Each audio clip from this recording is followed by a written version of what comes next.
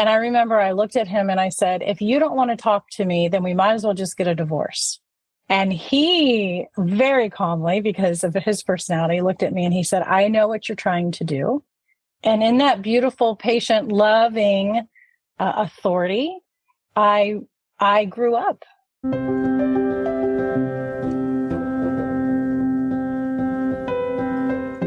Welcome to Matters of Soul Importance, where we dive deeply into topics of both earthly and eternal consequence. I'm Roxanne Solonin, faith columnist and features writer for the Forum, author, and speaker. My guest today, Melissa Perez, is involved in a ministry called Adventures in Marriage, or AIM, with her husband, Mark. AIM seeks to bring healing into marriages, whether those struggling or just needing renewal. The premise, according to the Live the Life website, which markets the AIM retreats for couples, is that most couples don't know how to be married because many couples never learn the right way to build a strong marriage that will last. Instead, they grew up watching unhealthy relationships and assumed their marriage would turn out differently. A few months back, my husband and I took part in an AIM retreat offered at our parish. Despite over 3 decades of marriage, we found the tools offered extremely helpful, and I wanted to share a bit of this good stuff with others. I believe strong marriages are key to the strength of our civilization. When marriages fail, so does society. God made us for relationship, and good marriages are the bedrock of human flourishing. Adventures in Marriage helps couples discover better ways to meet one another's needs, communicate, resolve conflicts, express anger, avoid dirty fighting, and understand how our personality styles impact relationships for better or worse. It's a fun, practical, and easy method to learn, and appropriate for couples at any age or stage. Adventures in Marriage is designed to help couples with good marriages discover how to have a great marriage and distressed marriages to reboot and learn a better way. Melissa knows of its effectiveness and will share a little about how it all works with us today, along with offering a glimpse of her personal story. So let's get to it.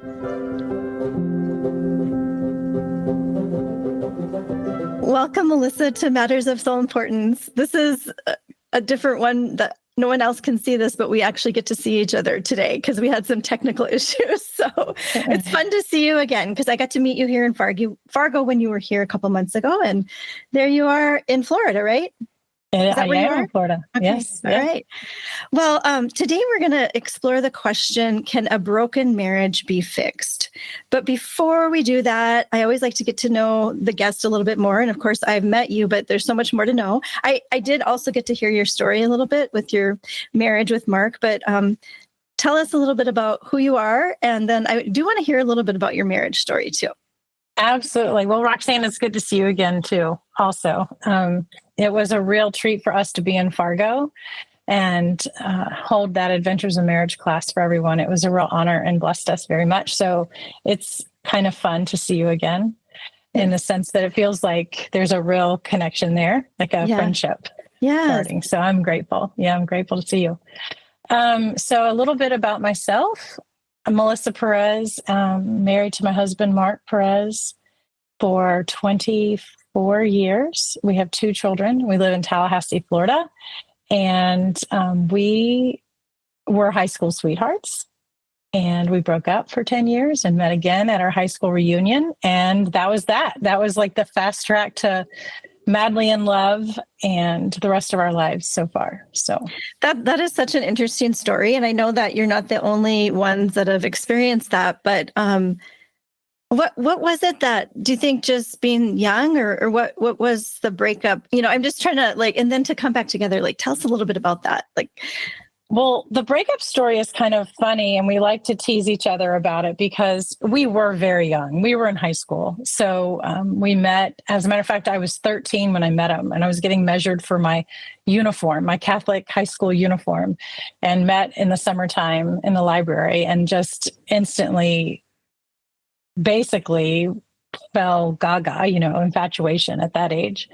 And we became very good friends, and we dated through high school. But the funny part is that because we were so young and immature and didn't know how to communicate, and how could we, our brains were not even close to being developed. We were that typical breakup, start dating again, break up for half a day, start dating again. And I broke up with him just before our senior prom, which I do not recommend. to anyone, because that kind of put a big damper on senior prom. But then we both, after that, we graduated and our families remained friends, and we kind of always knew where each other were, what each other were doing. And we went about our lives, and I had a big career. I lived in Charlotte, North Carolina, and he had joined law enforcement. And we just prior to our 10-year high school reunion, which I didn't want to go to, but my friend coaxed me into going, and I'm so glad she did. Just prior to that reunion, I had just ended a pretty long-term relationship, a man that I was dating, and he had just ended. He had just come out of a brief marriage, as a matter of fact. And to our surprise, when we saw each other again at our reunion, there was this instant connection, one that doesn't really need words even. And the connection at that moment wasn't, oh gosh, we're going to get married. It was, oh God, you're so good, because there's someone out there that has the same thoughts and the same morals and the same belief systems and the same level of faith and the same faith journey and all of these things that, I now know I can say all these years later, equally yoked, right? Mm-hmm. We were equally yoked. But at that time, it was just striking up a conversation and catching up on old things and kind of rekindling this friendship. And it really did not take long after that. That was in August. And I will tell you that very quickly, this was the days of writing letters longhand, and email was fairly new. So we would email each other these, 5-page, 7-page, if you had printed them out, letters, just pouring our hearts out to each other and our lives and our experiences and our joys. And he went on a trip to Israel, and the Lord spoke to him there really clearly and said, this is it. This is who you're supposed to be with. And at the same time, a few months earlier, I had a really interesting encounter with the Lord when I was in San Francisco, in a cathedral, St. Francis Cathedral. And I feel like I was visited by my guardian angel, believe it or not, and spoke words to me of the man who I was supposed to be with. And it's just all become clear now. Fast forward all these years, it's Mark.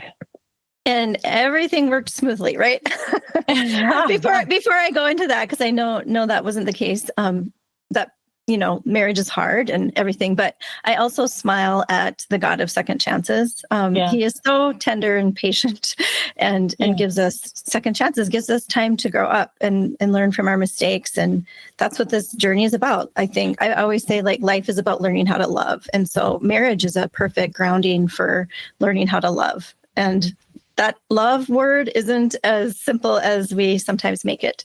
It's not as fleeting. It's much deeper than we sometimes make it. So yeah, go on from there. You got married. Everything was great. And then we did. We got married. We were pregnant pretty quickly, which was wonderful. And we got transferred to Tallahassee, Florida, with my husband's career. And then we got pregnant again. We have a baby in heaven. And then we got pregnant again. And so we have our daughter and our son, and they're adults now. They're adults now, which is kind of wild. Young adults, which is a whole new chapter of life. Mm-hmm. But things were wonderful. And we were truly madly in love, blissfully so. But when we had our first big argument, we were fairly newlyweds. We did not have our first child yet. And I remember being so angry. And because now we know our fighting styles, our styles in conflict, all these things that we didn't know then. And I remember I looked at him and I said, if you don't want to talk to me, then we might as well just get a divorce. And he very calmly, because of his personality, looked at me and he said, I know what you're trying to do. You're trying to get my attention, and I will talk to you, but don't ever threaten me with that. I know the pain of that, and that is not something to joke around with. in that beautiful, patient, loving authority, I grew up, just like you said. Love is, we. So I thought, wow. And at the same time, or shortly thereafter, I was praying one day, and I thought, Lord, what can I do to serve you here in Tallahassee? We didn't really know anyone, and I had a job. I worked from home or I traveled, and I put that prayer out there. What can I do? How can I get involved? Like, what do you need me to do? And I am not joking. It was not but a couple hours later, I got a phone call from a woman in Tallahassee. And she was married to someone who owned a Toyota dealership. And I worked regionally for Toyota. And she said, hi, I'm on the board of a nonprofit in town called Live the Life. And they do strengthening of marriages and families. They have different classes that people take, and we need someone who understands marketing to join our board. Would you be interested? I understand you know marketing. And I started to laugh. I thought, oh, wow, yeah, sure. So I did. I joined the board, and the founder said, hey, we want to offer an adventures in marriage class for everyone on our board. And Mark and I took this class, and it was like, what? This is the most amazing thing. It was the most amazing thing. It blew the lid off of anything that we had done prior to that, preparing for marriage and the premarital classes and such. And we thought, wow, this is so incredible. We want to share it with everyone. So we went on to become instructors. So where were you at in your marriage at that point? Did you have kids? How old were you? I'm just trying to, at what point did this opportunity come your way? So I had just given birth to our daughter, and she's 22. And that she's the oldest. She's the oldest. Yes. Okay. Yes. So it's pretty early on. What a blessing. Oh yeah. Having experienced it, just wishing we'd had some of those tools earlier. So I don't know how you want to lay it out, but maybe just share a little bit about the blessings of it. And then people are going to kind of want to know what it is too. Because we were given the opportunity to go on a marriage retreat, and we're in a group where every year we have to commit to going on a marriage retreat. And I always have these visions of going somewhere, beautiful at a retreat house somewhere. And it was like, well, this is just going to be at your church. And I'm like, okay, well, you know what? It was easier. It's like, okay. So almost everyone except one couple in our group of 6 couples signed up for Adventures of Marriage here in Fargo. Because it was something we were supposed to do. But we all just loved it and rave about it. And we continue to try to use the tools. So I don't know where you want to go with how that transformed your life. Maybe you have some examples of some of the things that changed. I almost kind of want to get a glimpse of that first, and then go into how did that happen? What elevated things, what changed things that has given you an opportunity to have a truly flourishing marriage? Well, I mean, like you said earlier, every marriage definitely has their ups and downs, and the tools are wonderful if you use them. That's the key. A hammer's great to hammer a nail, but you need the hammer, not the back of your shoe kind of thing. So, what happened was we loved it so much. Like I said, we wanted to share it and teach it. And so it's kind of in the teaching of it that has helped us really learn and solidify the use of the tools. I think it's in teaching that we learn. Mm-hmm. So, and God knows my personality enough to know that if I'm not teaching it, maybe I probably wouldn't be using them. I'd fall into old habits, which I still do from time to time. But I think one of the biggest eye openers was one of the tools that we teach, it's really an awareness piece that we use, is a personality assessment. And it categorizes personalities in 4 different categories using animals. And it's, there's a bunch of science behind it and all that stuff. But what the personality test shows is who you are in conflict and who you are in times of peace or times of balance.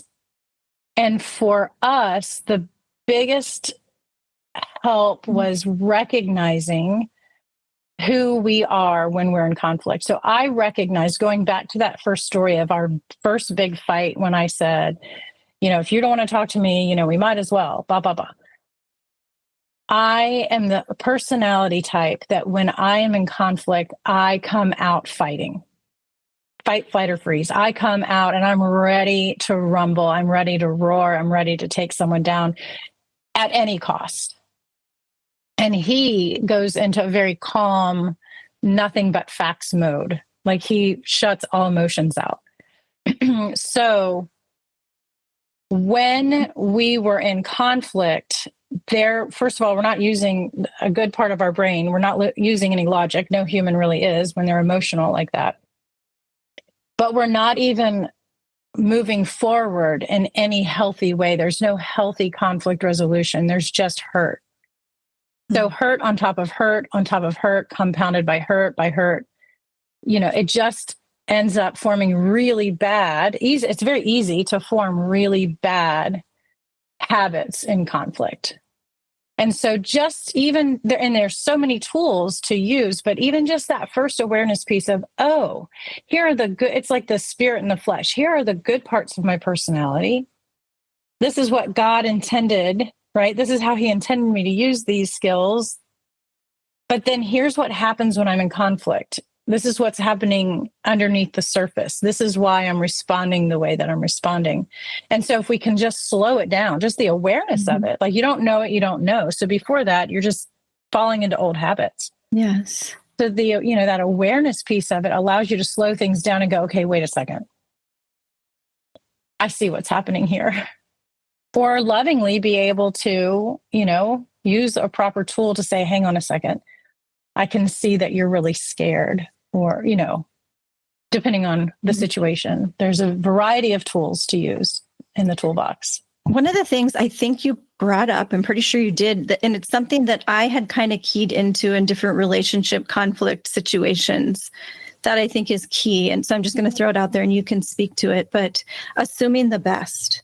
Because I think once we realize we're all human and we're all broken and we all come from some sort of dysfunction, then we all are kind of starting at the same place. No matter, there's different levels, and some people have experienced better role models and healthier marriages. I read from the website in the introduction that a lot of people go into marriage thinking they're going to do it better than their parents. I actually entered marriage not sure. I knew that our parents had both gone through a lot. And the one thing that stood out to me was that they're still married through everything. And there was a lot of things and a lot of moments where we, on both sides, wondered if they should still be married. And now I'm so grateful that they both remained married until one of the partners died. We have my father's now passed, and so has my husband's mom recently, and both couples made it to the end married. And that is such a beautiful witness. But I knew there was brokenness, and it plagued me in the beginning. I'm like, I don't know how it's going to be different. The divorce rate is, what is going to be different about us? And we'd had conflict in our dating years too. So I knew that it was going to be, I anticipated that it was going to be hard. So that's why I'm saying I wish I had those tools. I felt like it felt a little wild and out of control at times. We both came from situations, addiction. And so all of the things like you're talking about when your logical brain isn't engaged, it's just all those things are being touched. Right. And you're in self-preservation mode too. So I'm kind of going off now, but really getting back to the point of assuming the best. I mean, like, that's so key in any relationship conflict. I don't know if you have any thoughts on anything I just said, but Oh, no, everything you just said is so rich. And yes, it's difficult to assume the best in others, right? But we're called to do that. And, Scripture has it. A man shall leave his mother and father and become one with his wife. And so to your point of when we become our own unit, we are bringing in the good and the bad and the ugly of all of our life experience at that point. Our own personal experiences where we've been wounded, wounded people wound people, right?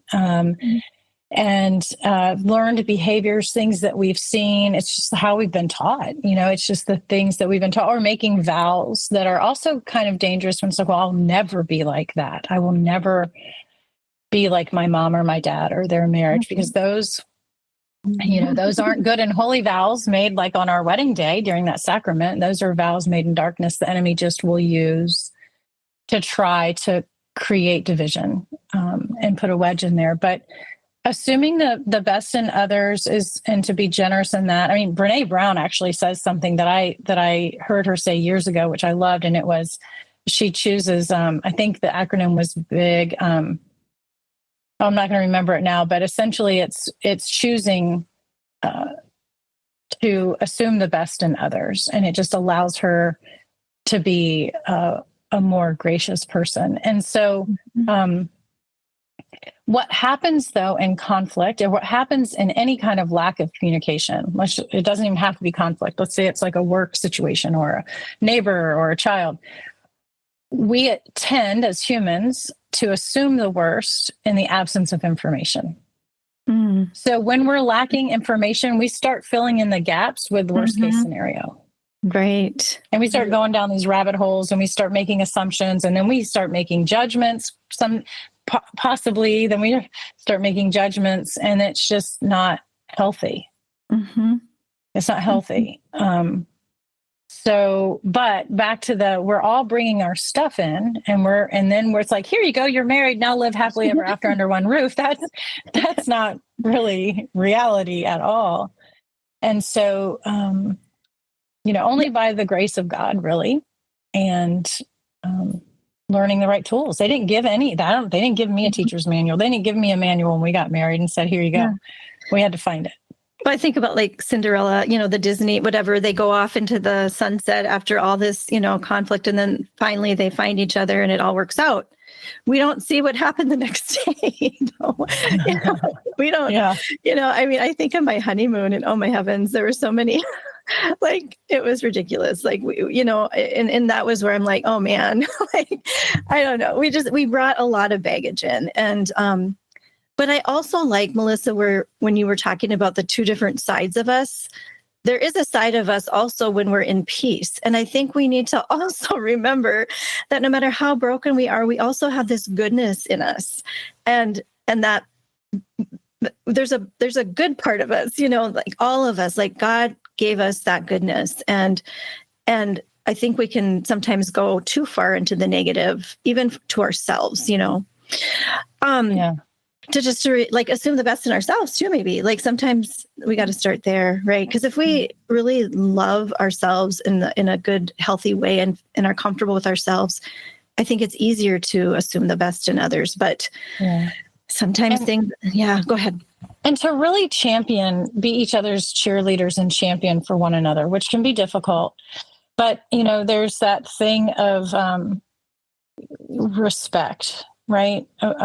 Husband, like women should submit to their husbands, and husbands love your wives as yourself.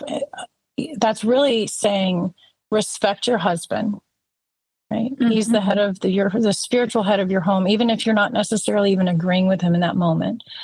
Respect him, take it to prayer, and lead the tone in your home, like with love. And then he's to lay down his life for you. And so through that lens, we realize that we're complementary. We're supposed to be complementary to one another. Those good qualities you're talking about, that good side of the coin, are supposed to be complementary to one another. And it's hard to remember that, and especially in conflict, but to try to champion for one another. Because even if I'm upset, let's just say, for example, I'm upset with Mark, I'm not going to let anybody else tear him down or take him down. You know what I mean? Like I'm in his corner. Yeah. No matter what. Huge. We need someone in our corner. And if it can't be our spouse, who is it? Like sometimes when we've had difficulties in raising our children too, there was a moment when everyone was a teenager. Like, oh man, we have 5 kids. And my thought sometimes was, because sometimes as a mom, I felt a little like kind of the target. But and there were moments where I thought, the world is harsh. The world is a harsh place. Can we like this needs to be the place where we have each other's backs. You know what I mean? Yeah. And marriage is under attack.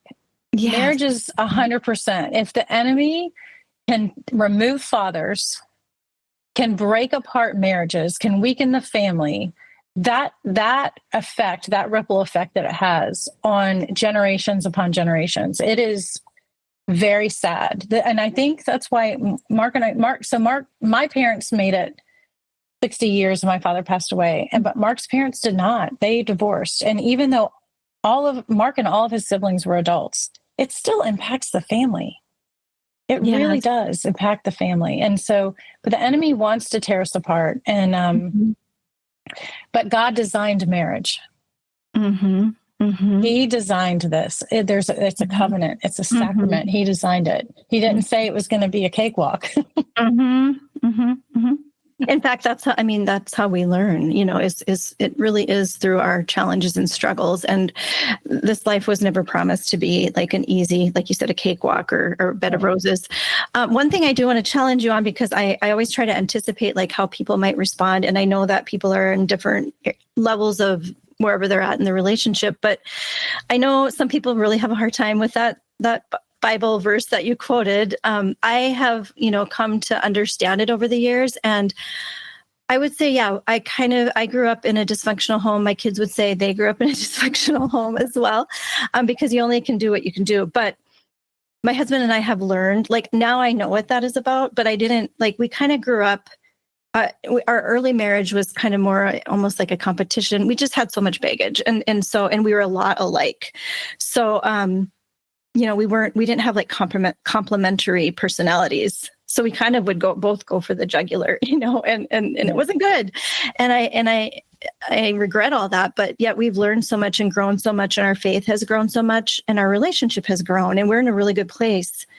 And I'm so grateful to God for his grace. Yeah. So I see that verse now differently, but do you want to address that for anyone who would be like, well, I can't respect someone who's abusive or, whatever? Oh, right. No, you bring up several very good points. And what's interesting is when I chose that reading for our wedding, our family priest said, no, we're not doing that reading. And I said, no, yes, we are. And I didn't even understand that reading fully then the way that I do now. And I'm certainly not a theologian, but I will try. But he said, the priest said, no, everybody gets confused. That confuses so many people. And I was like, but it's so important. And I feel like it's the foundation, and I really want it read. But over the years, I have pondered it, sometimes more than other times. And I've tried to understand it. And this is just Melissa Perez. Again, I am not a theologian, but to be submissive, I don't know the direct translation of that word, but what I have come to learn that it means in my heart is that it means to allow your husband to lead, because the Lord has made him that way. The world is trying to emasculate our men. The world is trying to not allow them to stand in their place of authority. And so what happens is, in these places of brokenness, and we've all done it, is that if a man is not standing in his posture, in his position, in his post, then the woman will try to step in and fill that. But a friend of mine, Carrie Daunt, teaches on this. And then what you have is nobody's in their right post. Nobody's manning their post. There's disorder. So, and I know many people, and even spiritually, where the husband is not being the spiritual head of a home, or not leading them in the right way, and the frustration and the pain and the agony of that. And let me just give it an example of that, if that were the case. But the woman's posture to remain loving and receptive and relational, and not disparaging her husband, not tearing him down to the kids, just leading by example with humility and love, that can change the whole atmosphere. And the hope then is that she's, by example, leading the family by example to Christ. into what that love feels like. And children, as they grow up, they start to feel the difference, what that type of love feels like versus what when it's absent. So then a man, what I really pondered this, especially in our Catholic world, when I've watched these beautiful examples of families who are practicing natural family planning well, and in that one particular area, to watch a man lay down his life in that way, there's the sacrifice. And my husband sacrificed. I watch him all the time lay down this is an example. He will, when I have dinner out and people over and I'll put all the food out and people can just help themselves. I just make it family style to make it easy. And then we can all sit at the table. He waits until everyone else has had food. And he's never said a word about it. And I think this is an example of that, of loving us well and laying down his life for us. And as a small example, but it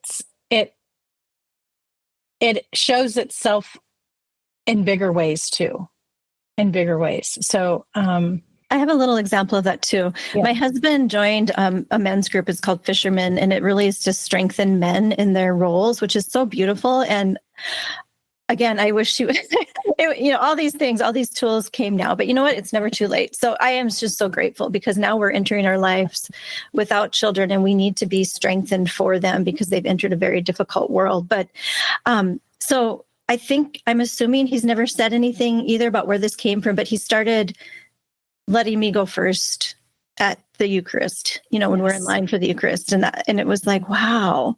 Yes. It's so powerful. And he never explained anything, but, so it's kind of a similar thing. Yes. Yeah. And that's funny you say that. My husband did the same. The kids and I go first, and it was never spoken. It just happened. But I want to go back and I want to touch on, you mentioned something. There are people struggling. They are not in these same situations. Iron is still sharpening iron. My husband loves to say, our role, our job, our vocation is to get each other to heaven. So in that, it can be really hard. And there are people who are in abusive relationships. You mentioned that. So I really want to speak into that for a second, because first and foremost, you have to be safe. So if anyone is listening and they are in an abusive relationship, any type of abuse, they need to get somewhere safe. That's kind of just like a no-fly zone. That's like there's nothing else to say about that except give space and get into a safe place. Now, does that necessarily mean divorce? Not always. Sometimes somebody needs therapy, counseling. They've got serious trauma from their lives that has to be dealt with.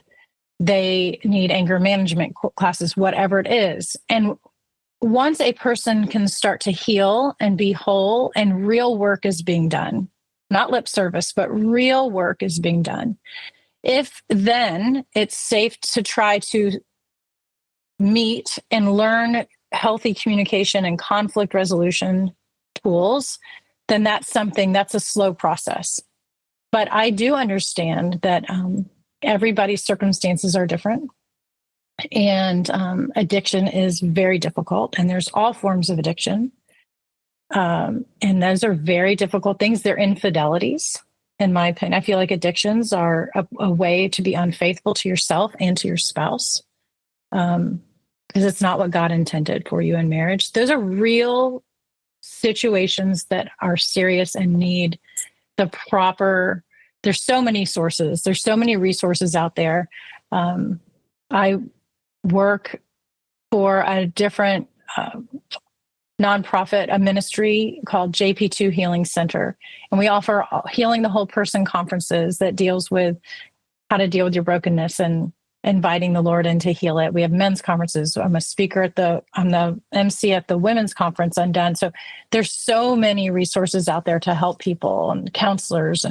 But I do want to address that. Yes, if you're in an abusive relationship, then you need a timeout. You need to get yourself somewhere safe. Yeah, I was even thinking of that when you were explaining wives, be submissive in the allowing the husband to lead, because we hadn't really seen that well.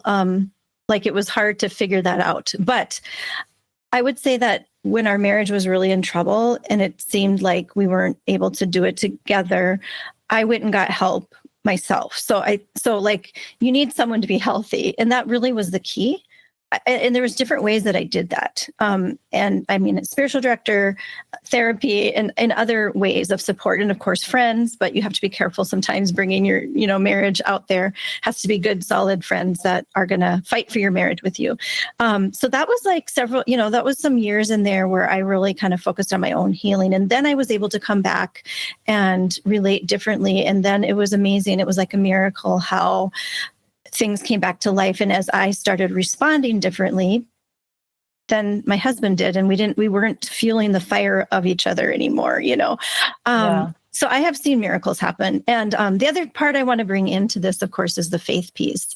So maybe we'll take a little break, and then on the other side of it, we'll kind of dive into faith and how that can play a part, because I don't know how, the grace of God has been such a part of our relationship. So we'll be right back with more Matters of Soul Importance with Melissa Perez. And we are discussing, can a broken marriage be fixed? We'll be right back.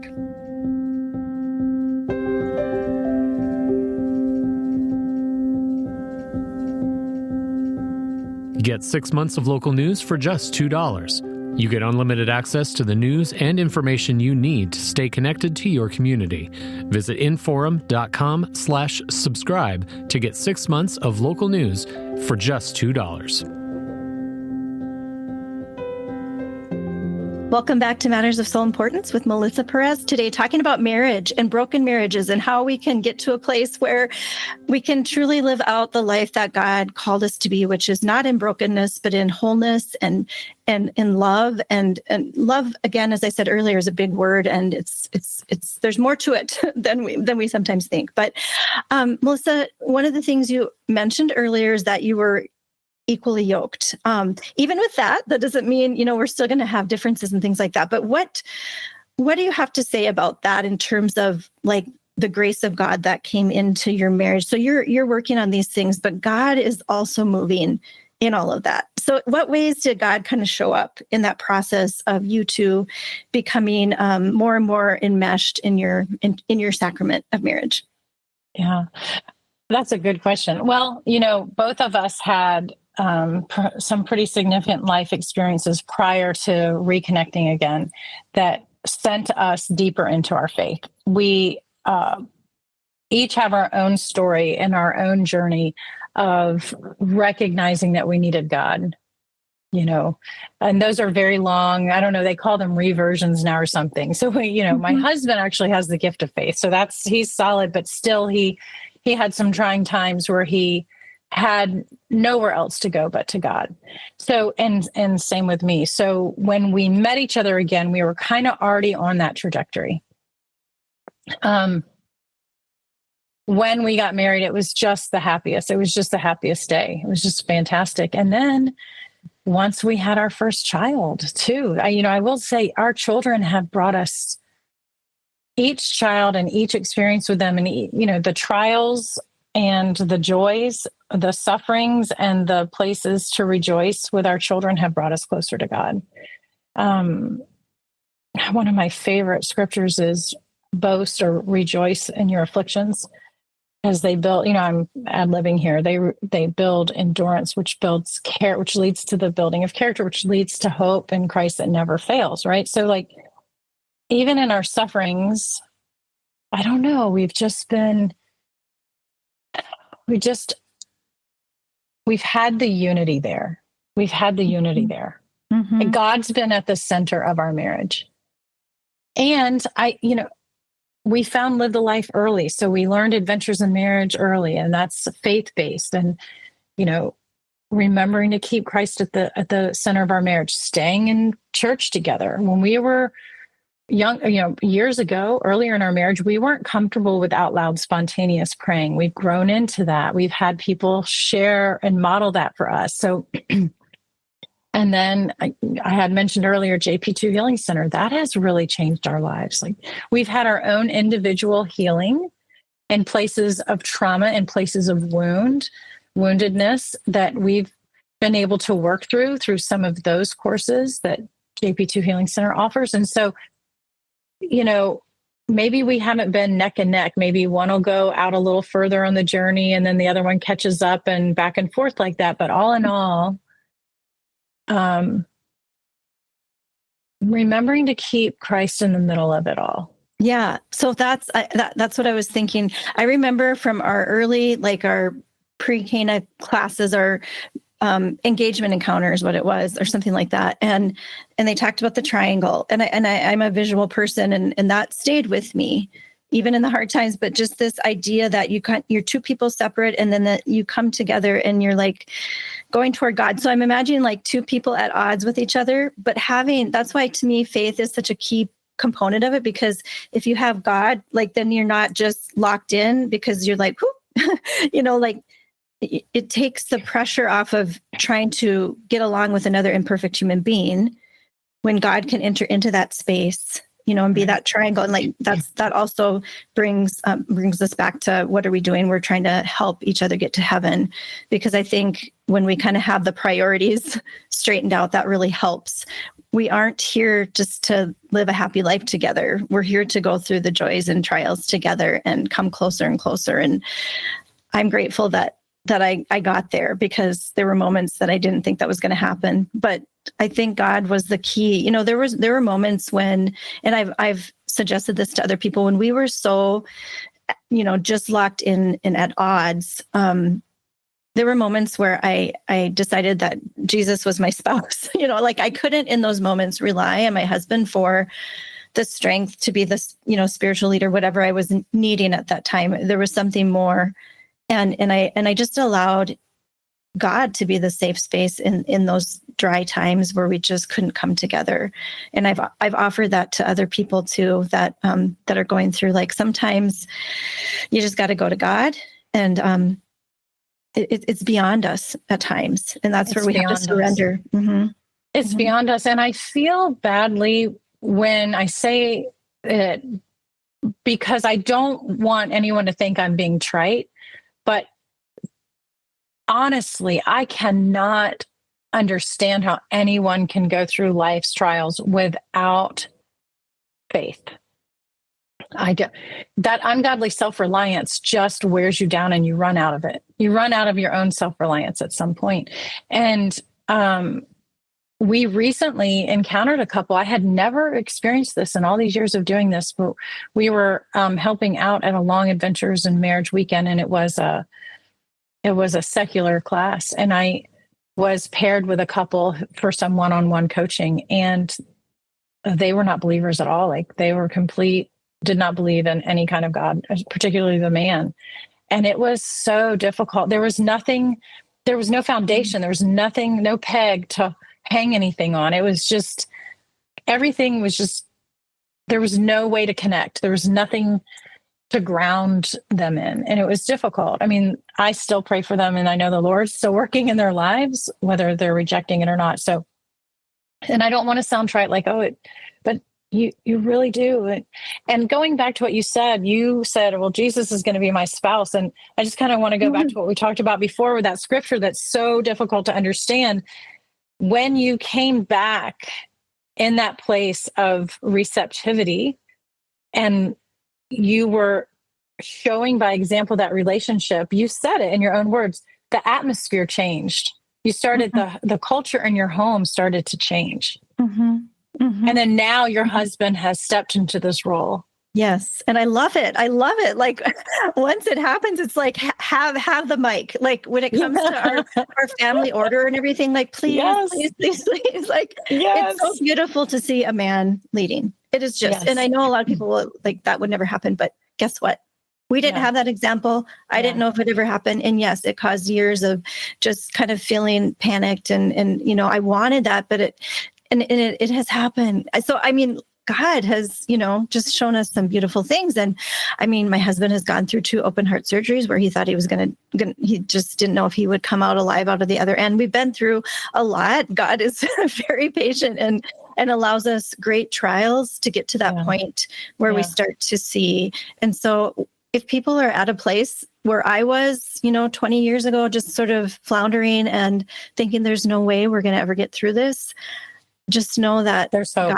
God can pick up the broken pieces. But I think, when you're talking about that couple too, and it's like, I know I'm tender with that sort of thing. Like I can't imagine going through this without God, but I can't. I mean, I just really can't. But I think in this case, in the case of marriage, going back to that triangle, God is like the buffer. We need a buffer when we're so human that we can't see beyond our nose. And especially if you're in, a family relationship where you're trying to, that's hard. Like you said, I brought that up in another podcast. I think it's 2 really messy, people trying to smash their lives together. I wish we would kind of start there, because if we did, it would be a little bit more honest, I think, letting people know it's going to be, we do, but you can't really until you experience it. But again, without God, he's the buffer. He's the one that's has the ability, if we lean on him. He is our strength. He is our strength. We're not our strength. We're not our own strength. I love the ungodly self-reliance too. We all need that reminder, because I think as human beings, that's our daily temptation, is to take control and self-rely, right? And not to realize that we're dependent. So anyway, I don't know. Absolutely. Yeah. What can you, first of all, I've shared the animals that you brought up earlier, the personality. I've always loved personality tests anyway, but, so that was just a new one. But what are some of the animals, to let people know kind of, and then what animal are you? Oh yeah. What animal? I'm a tie with 2 animals. So, the 4 animals that this particular test, breaks the personalities up into are lion, beaver, golden retriever, and otter. And each of those, again, they're a blessing to the world. Each of those personalities has a side to them that just blesses the world. And then under conflict, there are some typical characteristics or traits that come out when each of those personalities are in conflict. And not understanding who you are is not good. And not understanding who your spouse is in conflict is also not good. I have people who have used this for work. They do this. A priest friend of ours, he's a pastor, and he had all of his staff do the Adventures in Marriage course so that they could communicate better. So it can be used anywhere. You can find it online, although I don't know the exact name of the personality test, but probably if you searched lion, otter, golden retriever, and beaver, or something like that, personality test. I feel like I found it on Focus on the Family website. Oh, yes. They use it. Yes. Yeah. Because I was one of the ones there at our Fargo one where I'm like, it's not quite I'm kind of fitting into this, but this doesn't see. And I was thinking kind of differently when I took it. I work at home, and you're supposed to distinguish between how you are at work and home. So I was having a hard time because I'm always, but so I had to really think about, But anyway, but I remember something you said at our retreat, and it was, you said, I have some of because golden retrievers are just these loving, caring, listening sorts of people. And you said, I have some of the best golden retriever friends. And it's so funny because, and I do too. I do too. And I kind of shared that with a couple of them. And so now we use that language all the time. I'm like, you're just my golden retriever, because they're just they're so natural at love. Yeah, I know. And listening. So natural at loving. Mm-hmm. They're natural born relationship people. They are just so good. And so I am a lion and an otter split down the middle all day long, every day for 20 something years. That's where I have landed every time I take that assessment. Yeah. I kind of was like otter, but there's the lion in there too. And depending on, So when you were talking about how you go all in conflict, I would say, that's me. And it was kind of my husband too. So my husband is a beaver lion mix. So he's a 50-50 split. So you can imagine how some of those things went before we really got into this and started to use the tools. But, Yeah, it's a huge explanation for each personality. I just say take it, and then there's literature that goes along with it to explain it, or take a class, and it's so much fun. But it's a vital to me. It's a vital revelatory piece. I feel like it's really important. Then there's one more piece that I want to share before, because there's different tools that you give us, and there's little cards and that we can take home with us so that we can remember how. The one is the daily temperature that you encourage us to do every day, and we've been trying to do that. Could you kind of just share, just briefly before we have to take off here today, what that is and what its purpose is and how it works? Yes. So to me, the daily temperature reading is a foundational tool. And there's several tools, and each tool is to be used in a different situation or circumstance. The daily temperature reading is to be used as it indicates daily. And the purpose of using this daily is so that you don't end up in bigger conflict. You don't end up assuming the worst. You don't end up filling in the gaps with negatives. And you keep those lines of communication open and flowing all the time. And it's designed specifically to keep it safe. So the design of this tool is that it's done daily, but it's not to take more than 5 minutes. If it's going to take more than 5 minutes, no one's going to be able to maintain it. And there are very specific prompts that lead you through positive, something that is a little more serious, positive. So again, no one needs to have fear going into it. There's these safety guardrails, if you will, knowing that it's not the time to pull out a laundry list of infractions that someone's been tallying and keeping a tally of for the last, 40 years. So there's no reason to shy away from it. There's not, it's specifically designed, and I'll tell you what the steps are, that you go back and forth every day. You start with an appreciation. And I have to tell you, without fail, at every Adventures of Marriage class, there are tears that start flowing just when appreciations are being shared. Right? Who doesn't want to feel appreciated? Right? Yes. And oftentimes we don't hear it because we're busy. You got to keep it going. You got to keep the wheels on the bus. You got to have dinner on the table. You got to keep going to work to pay the bills, whatever, et cetera, et cetera. We get stuck in that rut. But when you look at someone and you say specifically, I really appreciate the fact that you took the time to help my mom fix her whatever, that means I saw you. And I see what you did. I'm just so grateful that you're a wonderful person. Like, it's a specific, I see you. I have one. I just want to share really quick. So it was recent, and there was some family conflict, and I was feeling, it was hard. And the first thing Troy started and said, I appreciate what a good mother you are. Yeah. And I needed to hear that day, because it's hard. And now I'm emotional, but that was beautiful. Like that just filled me back up. And also that he saw the love, and he saw the best. He saw the best. Yes. And he appreciated it, because it lifted him up and helped him. So it was just, anyway, that's kind of a personal example. It made you feel seen. Yes. Yeah. So anyway, that's one. Yeah. So and then what? We start with appreciations, right? So we start there in this wonderful, beautiful place, and then we share new information, and that could be anything. Like, I have a meeting tomorrow at 10. It could be absolutely anything, because how often do you find out something's going on in your marriage because you overhear each other talking to someone else, like a friend, or oh, I didn't know we were going out of town next weekend. Yeah. And then you're a unit. So you need to check in with each other. Right. Yeah. And it can build resentment, though. Like, why don't you ever tell me anything? Like, it can really, especially depending on personalities. Yeah. Puzzles, you go through puzzles, and puzzles are questions. It's a question about anything. It could be, what time are we supposed to meet with the attorney? It could be, when you left this morning, you seemed quiet and the door sounded like it slammed. Are you mad? Was something bothering you? And, if it's yes, we have this big conflict, there's a tool for that we can use later, but at least and you're not assuming the worst or filling in the lack of information with something negative. So puzzles are huge. Complaint with request for change. So hear how that's worded.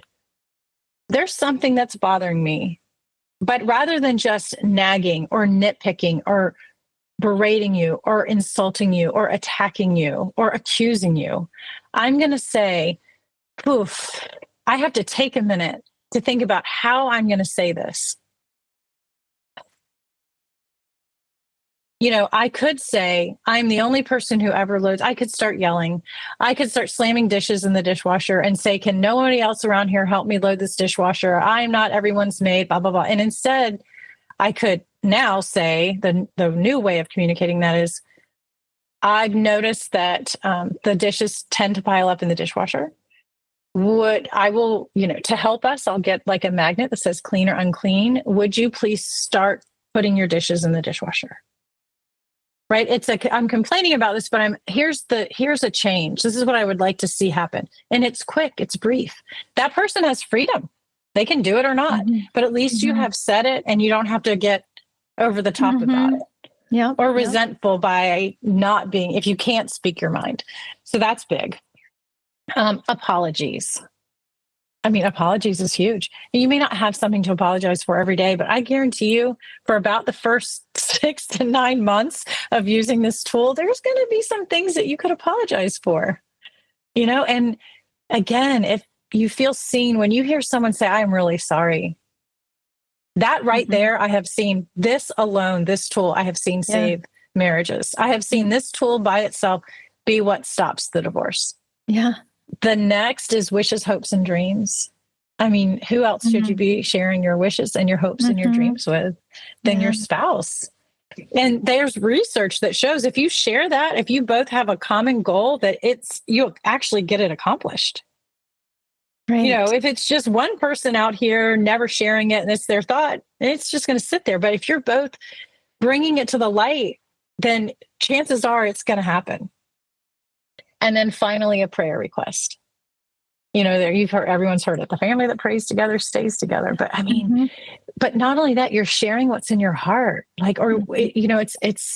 It's like an indicator light on what might be bothering someone. Hey, could you pray for my mom? I've noticed she's starting to not look well. Then wow, they're worried about their mom. And of course I'll pray. You know what I mean? And so that's it. That's the day of the temperature. Well, and I like that last piece because it brings God back into it, right? Yeah. We went through all these different things and it's like, okay, now let's turn it back to God. So it really is a beautiful tool.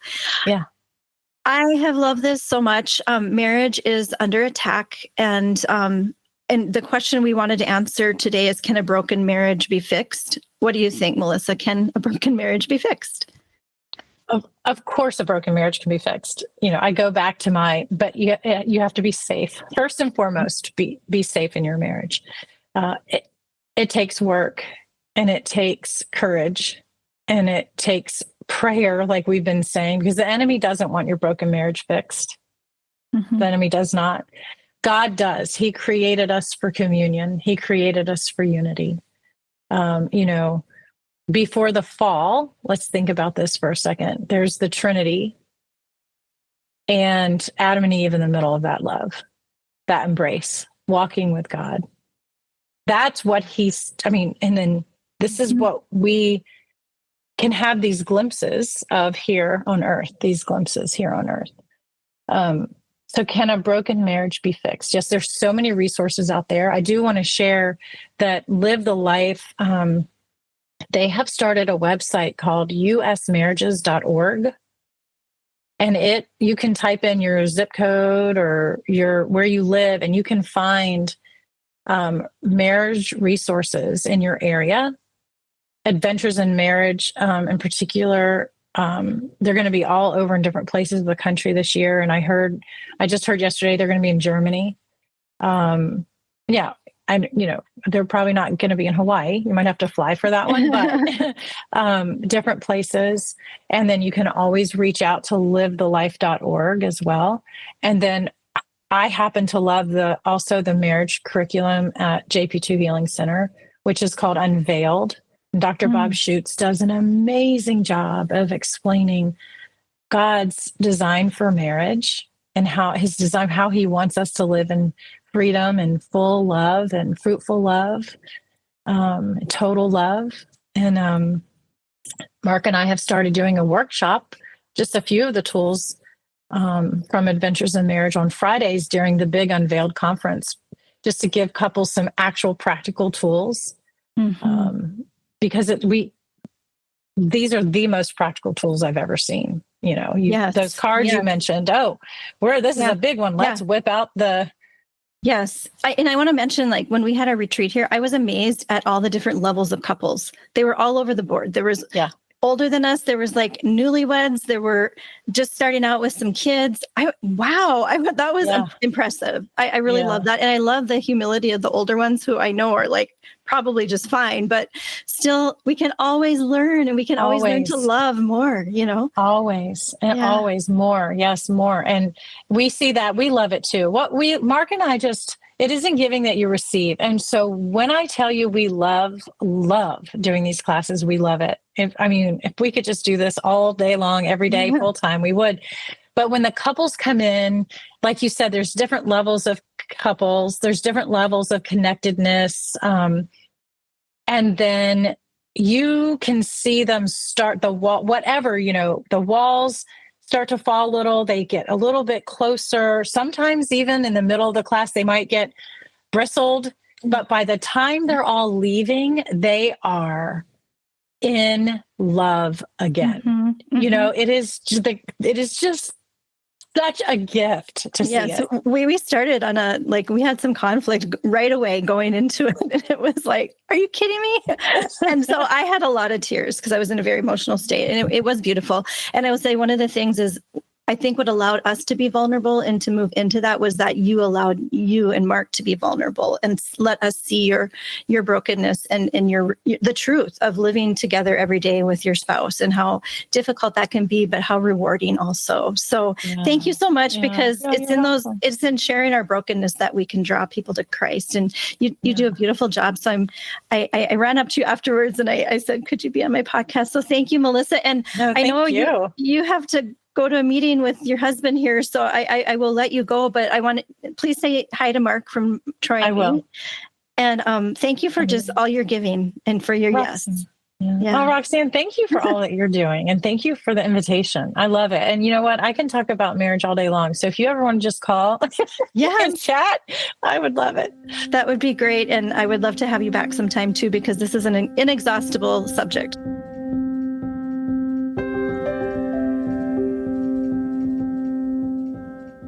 Can a broken marriage be fixed? Life is complicated and marriage is hard. There's no way around it. Though, as I stated throughout this conversation, I would have loved to have the tools I have now at the beginning of my marriage. But we can't go back, only forward. And the reality is, we do have the tools now, along with the other hard work we've done to bring our marriage to a better level. Looking deeply into my marriage and into myself and my own wounds was some of the hardest emotional work I've ever done. But I will be eternally grateful our broken marriage was fixed, that all our efforts, along with God's grace, have brought my husband and me, as we enter the silver season of life, into a place of communion and caring. So the answer for me and Melissa is yes, there is hope for marriages that are struggling. And I'm so grateful to have a way to introduce the gifts we experienced at our parish to others who may be clinging to a thread of hope. The heart can expand, wounds can be healed, love can return. It really can, and it's worth the fight. As Melissa mentioned several times, marriage is under attack. We see the division everywhere, and where does division come from? Not from God, who is all about wholeness and unity. We read in John 10:10, "The thief comes only to steal and kill and destroy. I came that they may have life and have it abundantly." Take those words to heart. And if you know of anyone in a struggling marriage, or you are in one yourself, begin the journey of seeking healing and wholeness. This is not only about you and your spouse, but your entire family and really the world.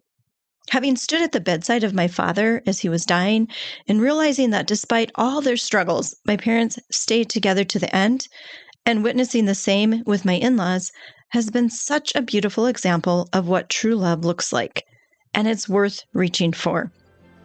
In our next episode, we'll ask someone very close to my heart, my one and only sister, how do you spell compassion? Until then, don't lose sight of the light.